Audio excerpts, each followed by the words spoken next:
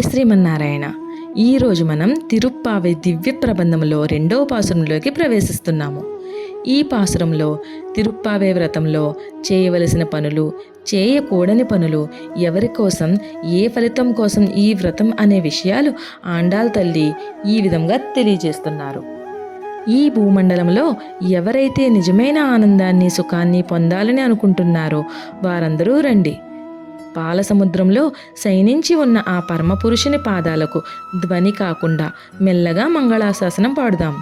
ఈ వ్రత సమయంలో నేతిని గాని పాలను గాని ఆరగించము. తెల్లవారుజామునే లేచి స్నానము చేస్తాము. కంటికి కాటుక పెట్టుకోము. కప్పులో పూలు ధరించము. మా పెద్దలు ఆచరించని పనులు మేము కూడా చేయము. ఇతరులకు బాధ కలిగించే పనులు అసలే చేయము.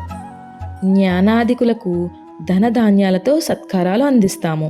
ఈ విధముగా జీవిస్తూ నిజమైన ఆనందాన్ని పొందుతాము.